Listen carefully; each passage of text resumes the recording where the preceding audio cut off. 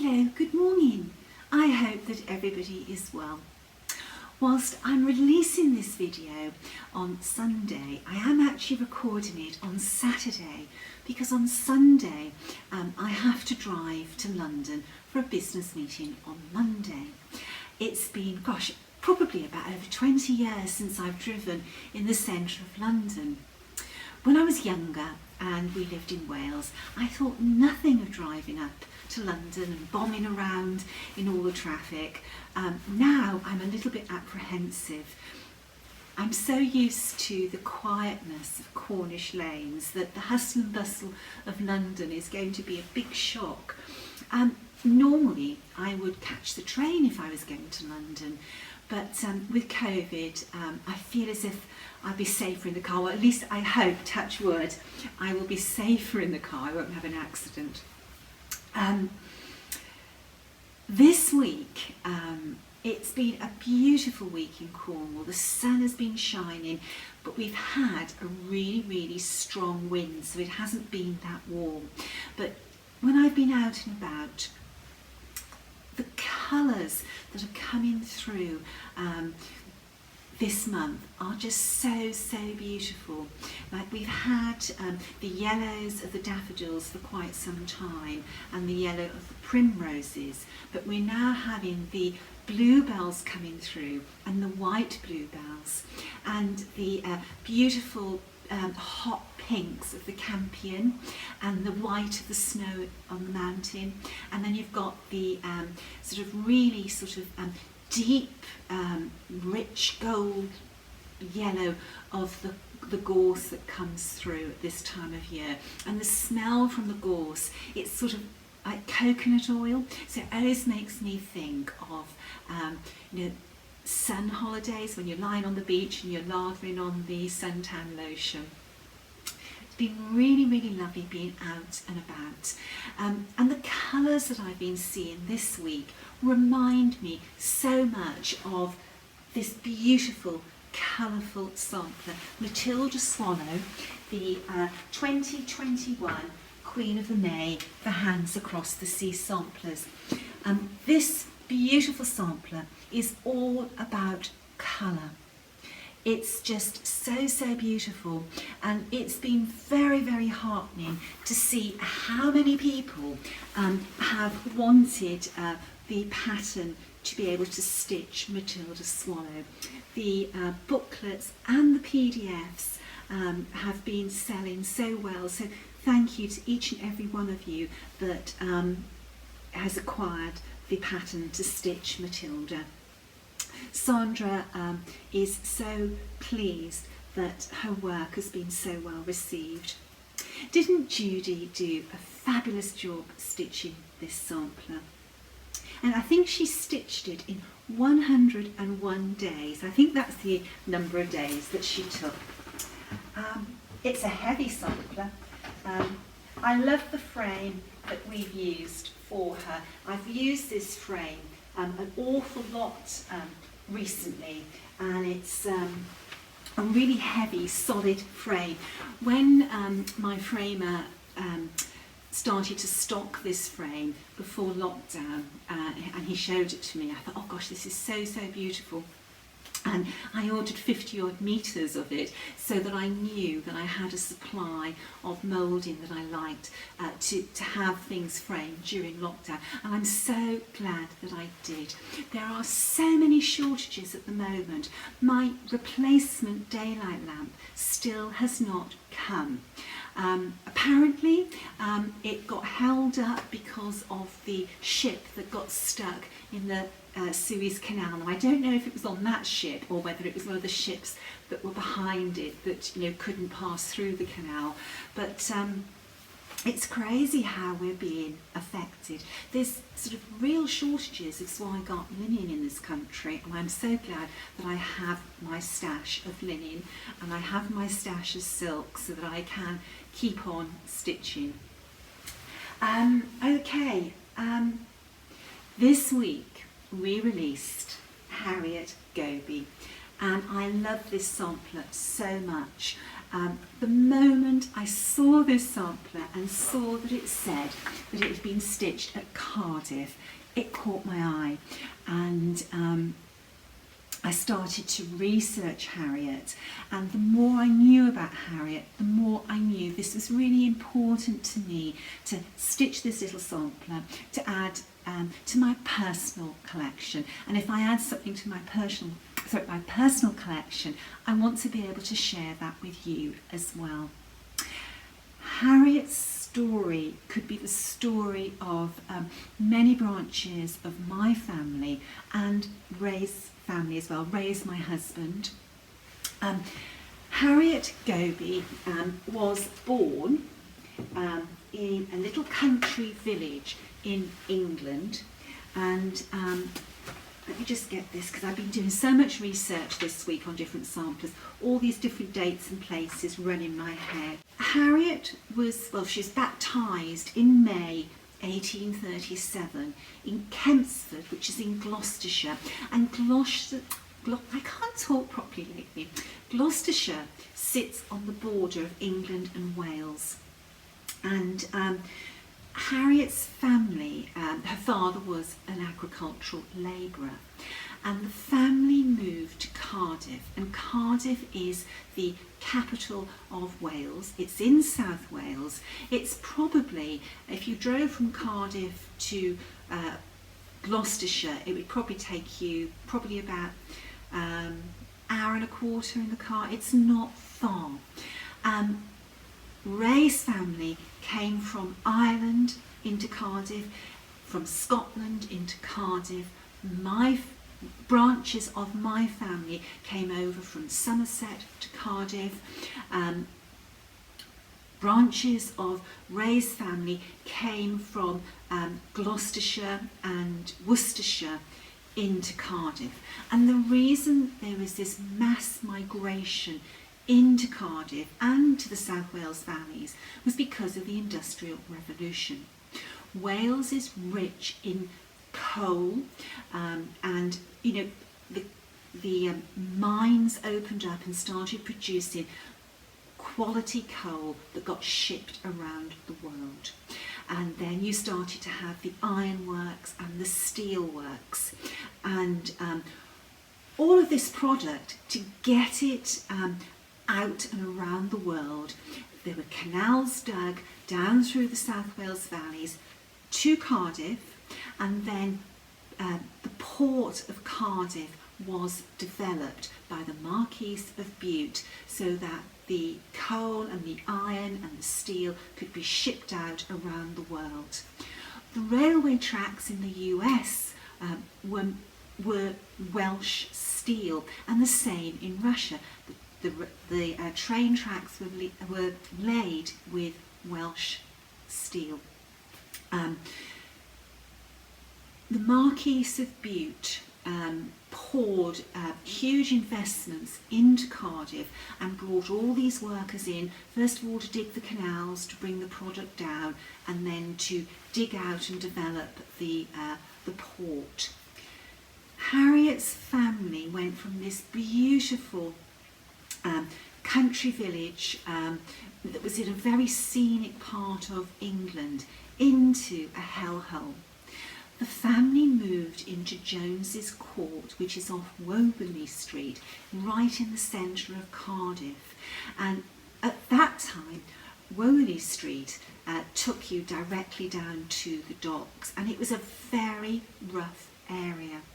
And this little court, Jones's Court, was off Woburn Street, and it was literally houses of 2 rooms, and families were squashed in there, and they lived amongst, filth and disease. And, it was shocking, the statistics. Very few children in Cardiff made it, from infancy to childhood and from childhood to adulthood. We know that Harriet went to school because obviously she stitched her sampler in Cardiff School, but she was only educated, I think, to about 12 years of age, if that, because by the time she was 13, she was working as a servant. Now, the family moved out of Cardiff and went back to their village in Gloucestershire. And we find Harriet getting married to her first cousin. And 45 days after her marriage, we find the baptism of her first child. Harriet went on to have, I believe it was 9 children. There was so much information about this. And the first of her 2 children, Anne and Rosa, were recorded as imbeciles in the 1871 census. Anne was admitted to the asylum in 1875, and she died there less than a year later. And Rosa was admitted to the asylum in Monmouthshire in 1871, and then by 1881 she had been moved from Monmouthshire to Surrey, and she died in the asylum in 1906 at 49 years of age. Now, Surrey is so far from Monmouthshire. I wonder if Harriet ever visited her daughter when she was sent to the Surrey asylum. It's possible that she never saw her again, or if she did, she would not have made that journey many times. It would have been a very difficult journey to make. Harriet died on Valentine's Day in 1911, and her husband died 5 years later in 1916. Harriet was 73 when she died, and she was buried in Bishop's Cleeves, which is in Gloucestershire. When they went back from Cardiff to Gloucestershire, they really didn't move, very far, just in the immediate vicinity of their village, really. And her husband Giles, her first cousin, he was a labourer, and he ended up as a labourer for the railway line. It's a sad story. It must have been an awful shock to Harriet and her family moving to Cardiff at that time, in that area of Cardiff. The year that she stitched her sampler, 1849, there was a terrible cholera epidemic in Cardiff, and many people died.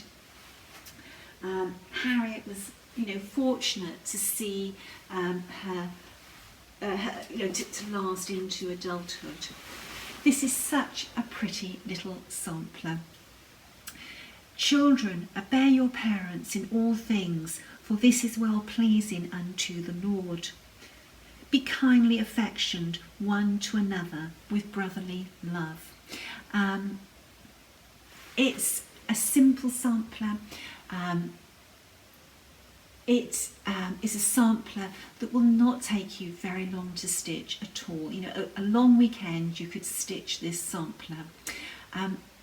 I've hung it amongst some coloured samplers, and it really stands out on my sampler wall where it's hung. It's a temporary position, but until I have my big refurbishment, but I'm so pleased how she looks. The frame really complements the sampler, and I chose this particular frame because the original sampler was framed in this very battered frame.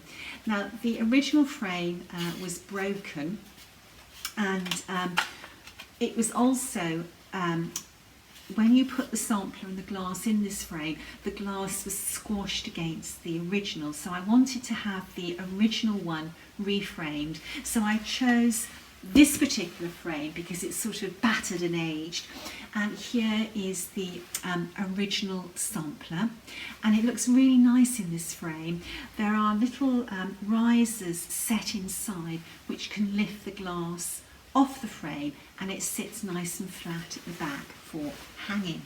Now, the interesting thing about the original sampler is that we can see the little tack lines that Harriet used to tack the sampler to a backing.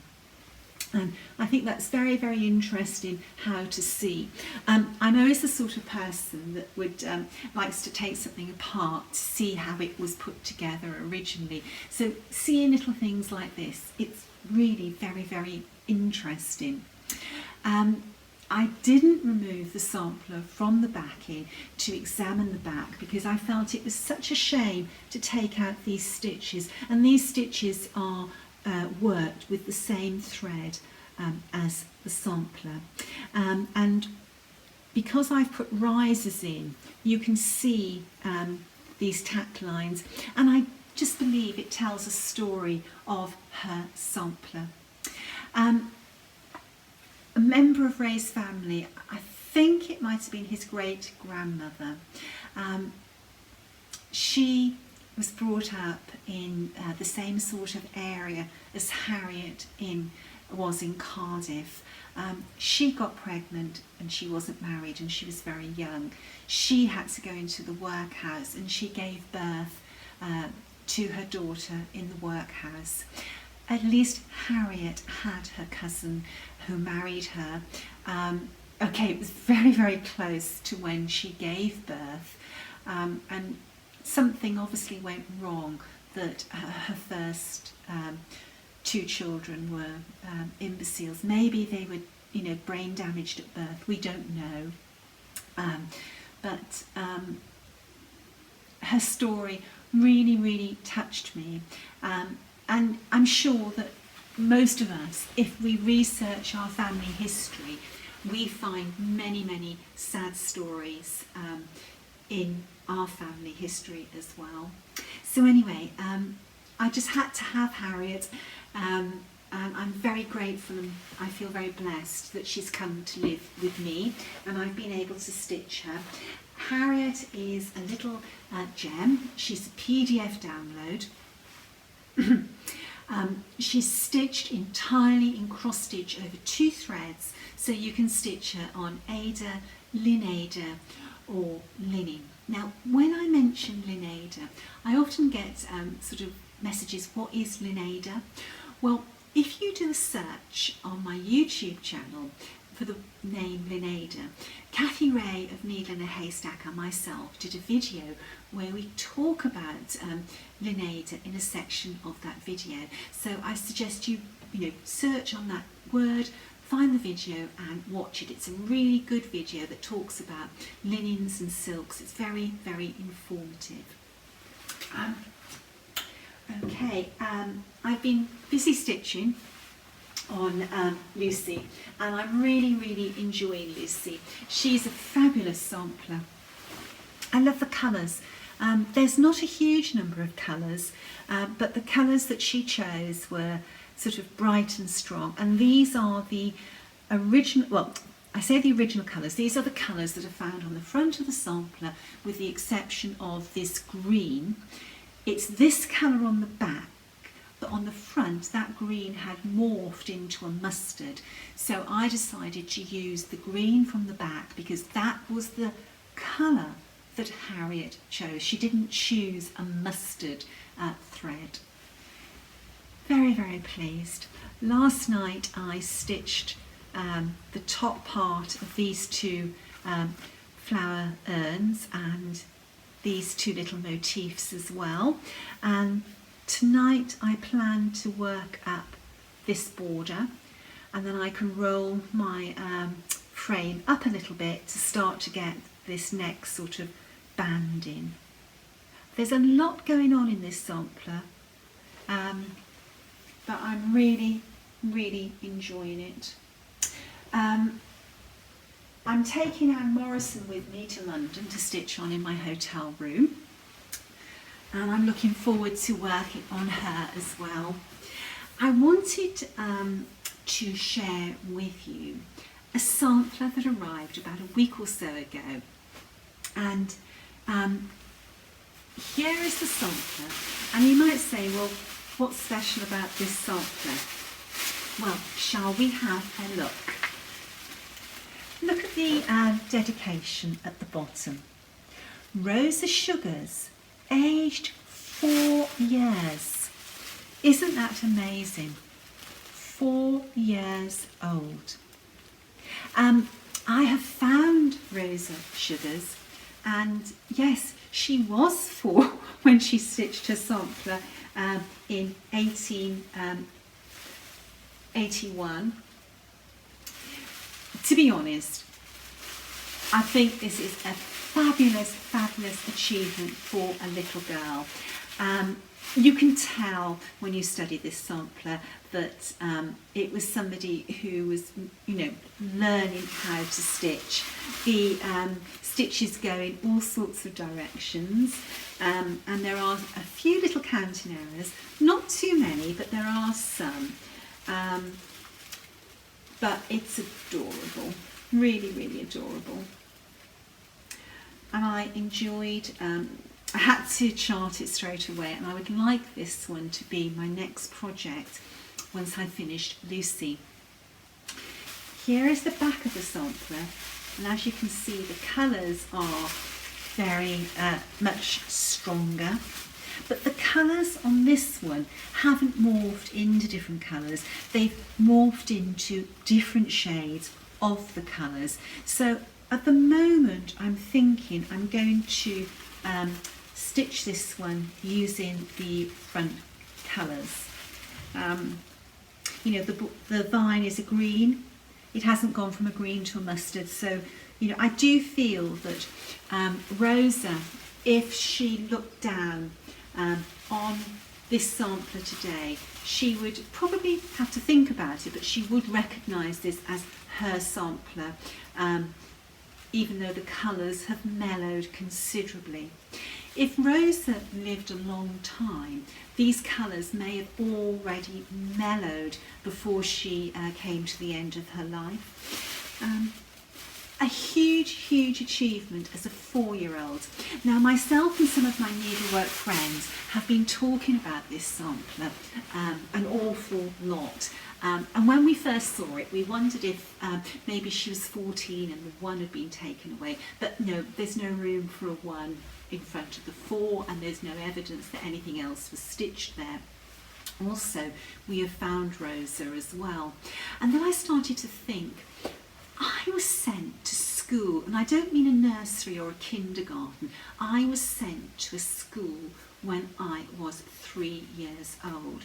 And when I was 3, that first year in school, I learnt my alphabet, I learnt my numbers, and I could go through the book, A is for apple, B is for bat, C is for cat, and it progressed on to some other simple reading books, and I could write. So I was thinking, well, if I could do that when I was 3, really, there's nothing stopping a child doing something when they're 4, when they're supervised and guided.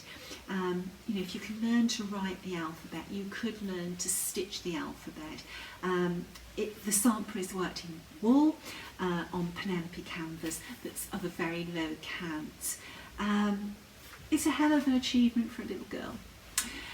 I'd love to see her needlework when she was older. Be very, very interesting.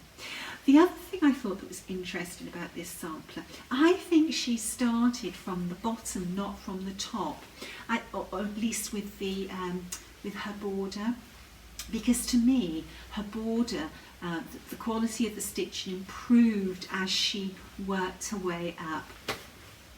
Who knows?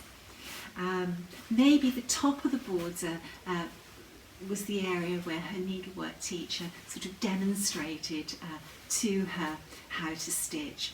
And because she was 4 years of age, it made me wonder whether it was her mother that taught her to stitch, or maybe an older sister. She would not have gone to school at 4 years of age. These samplers, when you stop and think about them, they always sort of produce these questions. Why did they do this? How did they do that? It would be so nice to be able to time travel back and find out Anyway, it's not a long video today. There are some lovely samplers that have come over the last few weeks, and in the weeks ahead I hope to share those samplers with you. Thank you again for everybody who's purchased Queen of the May. It really is very, very heartening. And how many people have downloaded little Harriet as well? She's been very, very popular. Queen of the May for 2022 is already in production. It's so exciting. There is so much that we want to do as reproductionists. There's so much that we want to stitch as needle workers. And you know what? Being able to share it with everybody really sort of not doubles our joy. It increases our joy by a millionfold. It's a wonderful, wonderful journey that Sandra, myself and all the team at Hands Across the Sea Samplers is having, and that's only because you're stitching along with us too. Okay, right, until next week, stay safe, stay well. Bye-bye.